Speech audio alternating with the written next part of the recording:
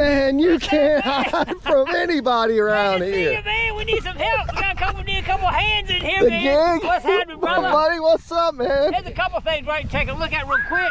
Oh my gosh. We know you can tell us what some of this stuff is.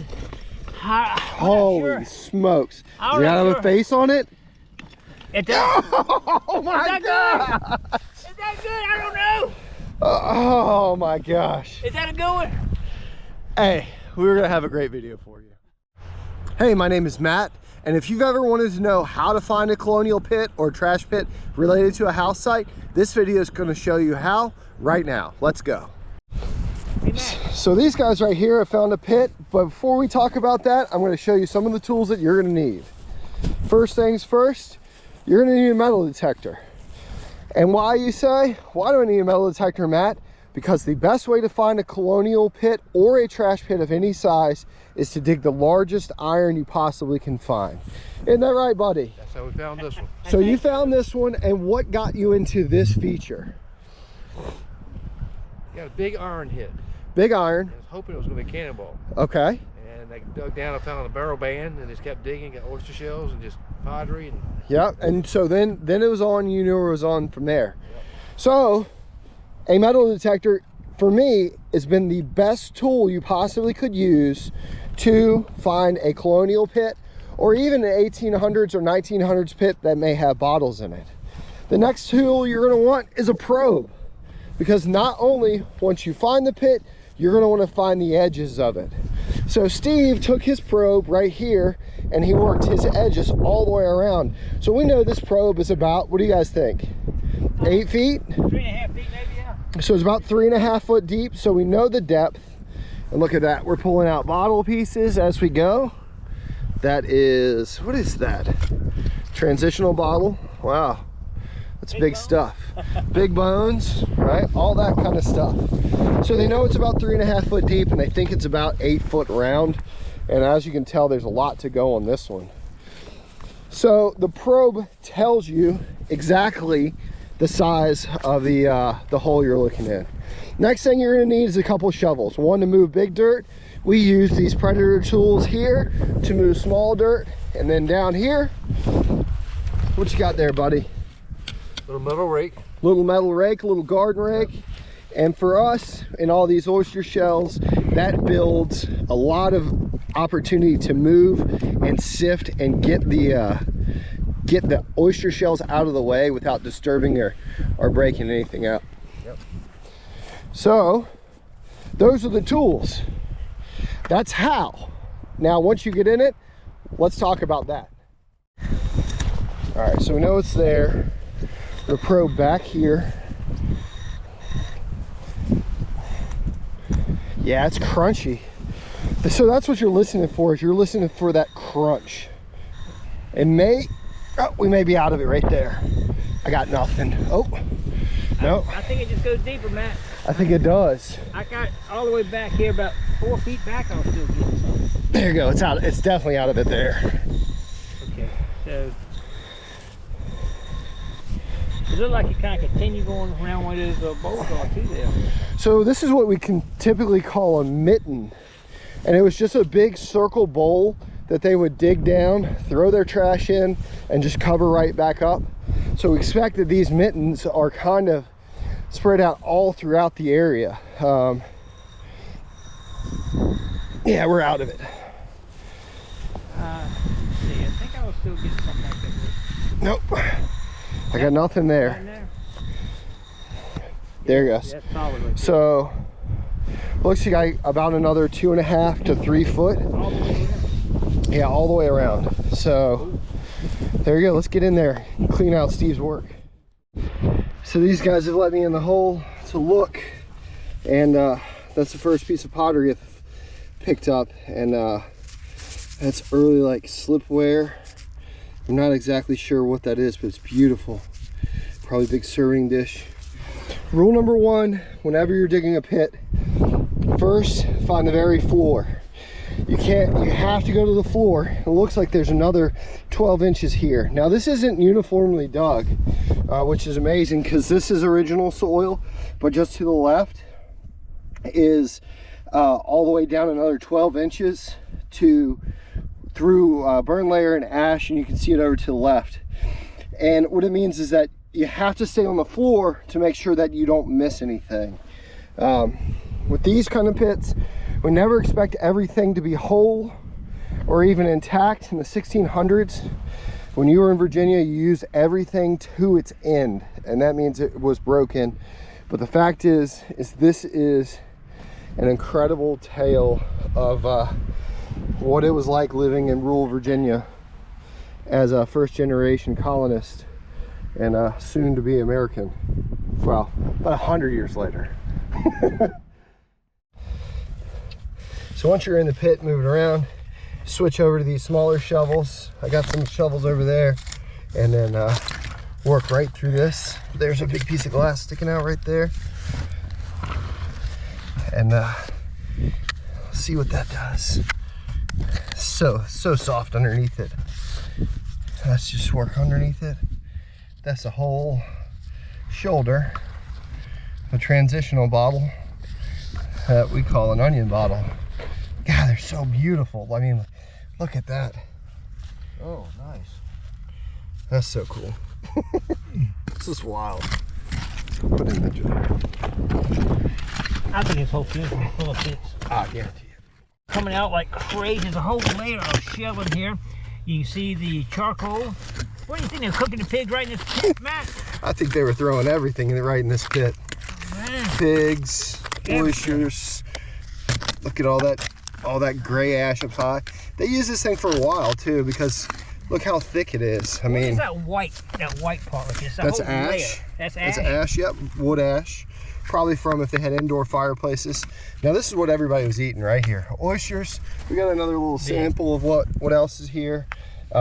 Clams. Okay. And then you know, any of your animals you brought over, cows. Right. Lots and lots of hogs and pigs. So, Man. But this is a great example of an actual ash layer Right that there. comes all the way around here. And you can look down here, and some people will say, "Oh, that's not it." But What's that right there, Matt? well, it looks like an oyster shell. Oh, okay. But it keeps going, and you got to get, when you're digging a pit like this, you got to go all the way down, to this orange, and that's where the floor is, and that's where the fun stops. You don't need to go any farther. But absolutely amazing. If you're ever interested in digging a colonial pit, these guys right here, they have a little bit of experience doing it. So, yeah. And look at that right there is a huge piece of iron. Looks like. What is that?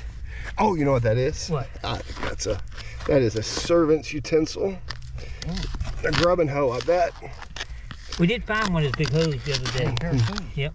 Oh yeah, your pair of scissors is absolutely cool. Let's see if we can get all the way back there.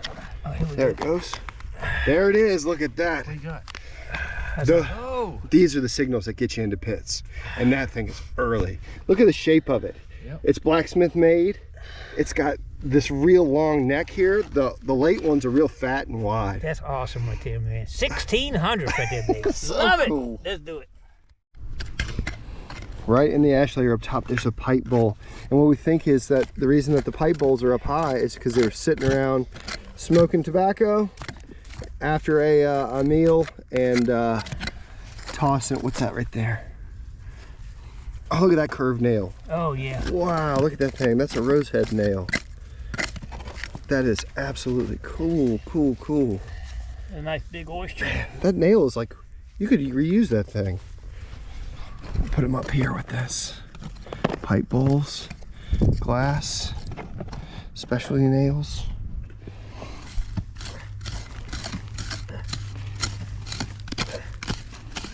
Look at that big nail. There you go. Oh, pipe stem. There it is. I got a lot to work over here. Oh, here, this is cool too. This is a fish bone. They're eating fish. Probably all the fish you could ever want in a place like this. Yeah, that's it. That's what you want to see.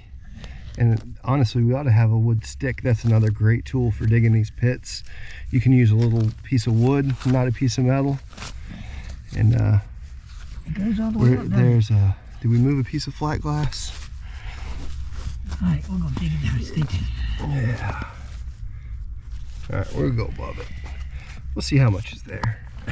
That's all right there. There's a piece of the panel. Don't. I'm just digging on. All right.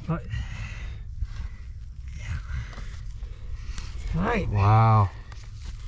So you can see there it is. I know we're missing a little piece of a side panel. Yeah. Oh, there's some more of it in here. Yep. There's more of it in here. Let's save all the pieces together. Maybe we can put it back together somewhat. Here's another piece of it. Let's I count. hope that the neck is up there. See if we can break this out right here. So with any of these items that you do find, you have to dig around them. Dig below them. Ease the overburden off of them. Get that. Can you get that?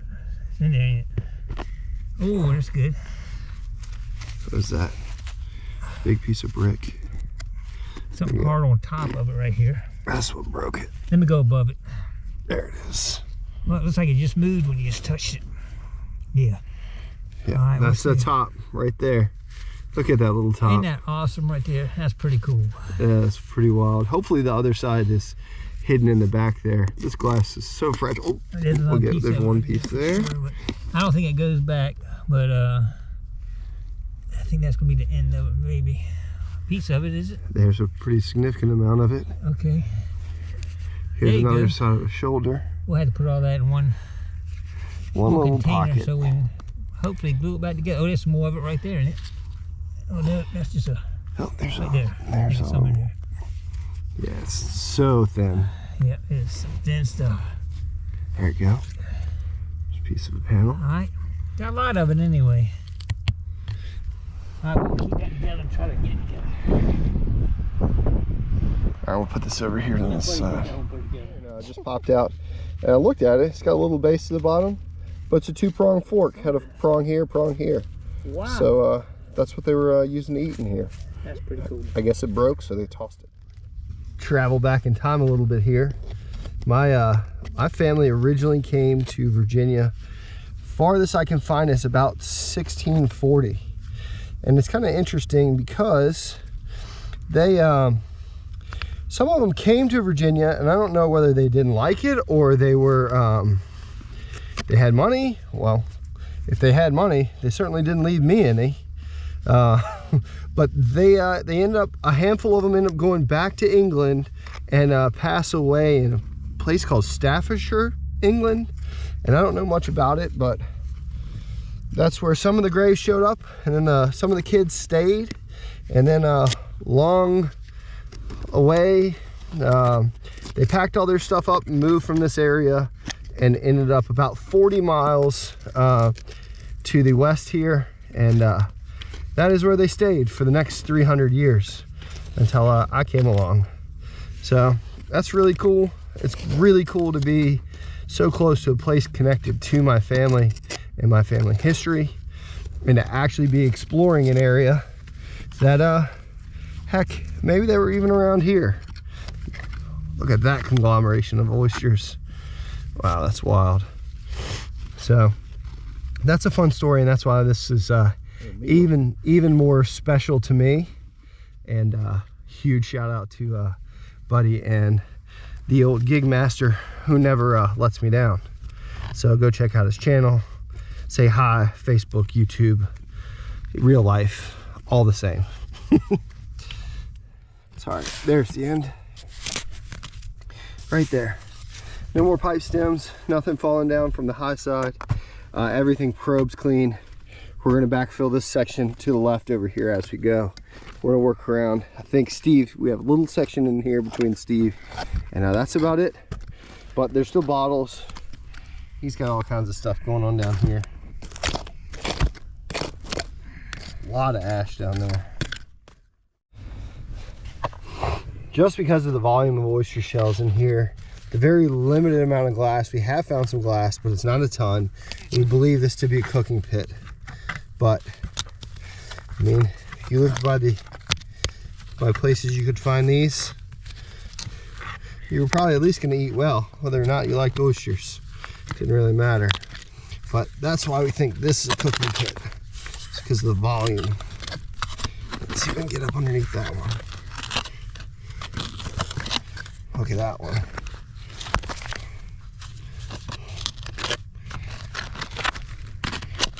So there's oysters and clams, and we've seen crab parts. What else have we seen in here? Fish bones. Maybe we found some horse parts and pieces, some teeth. I mean, I guess it wouldn't be my first choice, but I guess if you had to, you could. So there we go. Keep going. So this is kind of explaining why you got to keep going down deep, because down low is way more stuff, like that pipe bowl we just threw out. That thing's a beauty too, but it's down low, and so the pit up here is much higher, and it's continually going down. But it's like they have a low side here and a high side. Right there. So maybe, what's that right there, buddy? Piece of glass. Maybe they had like a deeper section that they had coals. We're seeing more charcoal, less oyster shells. So maybe it was a high bank or bench up here, and then down here was a lower place where they kept the fire going. And that's exactly how it feels like, but we'll have to keep looking, try to understand this a little better. So this is going to be my supporting theory, that all this ash and stuff is why this had so little oyster shells, because they were burning this whole side of the pit, putting the oysters over there. That's why there's glass, that's why there's trash. There's so much more stuff than here. So I'm gonna try to draw it out and see if I can figure it out, but I think that's going to support it pretty well. So there you go, keep working. Now the last part about pit digging, I'm going to slide over here past Buddy. So when you're all done, you got to put it all back. So typically goes much faster than it ever would if when you put it back than digging it out. Of course, you have to be much more careful taking it out than you do putting it away, but that is the nature of the beast, unless you happen to find a young man with a big piece of equipment to cover it up for you. And as you go, of course, you're going to run your metal detector over things like the tailing pile every so often, and you're going to miss stuff like that. So got to keep on the lookout. There's pieces of glass, pieces of bone, you know, interesting stuff. So there we go. Buddy's demonstrating the best pit closing technique you could get. Just a kind of row boat method. He's an old sailor anyway. Hey John, so got a rake out of my backyard. We'll show him how to do it. Let him show you how to do it. But we're gonna clear this in. As we go, you got to pack it down as you go, because if not, it's going to settle, and then we don't want to leave that in the field. And then to completely finish this, we're going to put some grass down and take care of this so it doesn't look like a big dirt spot in the bottom of the field. There you go, one Colonial pit, start to finish, a little bit of history, whole lot of fun. I hope this has been an interesting insight on how to dig colonial period pits, and maybe if you're into treasure hunting or metal detecting, you may find one of these yourself. Also, if you happen to be out in the field or own an old place, you could find one even if you're not into it, but you're just interested in the history of your home. So until next time, my name's Matt. Thanks for watching Gone Diggin', and we'll see you right here. Horse walked into the bar and sat down at the stool. Bartender said, "Hey, why the long face?"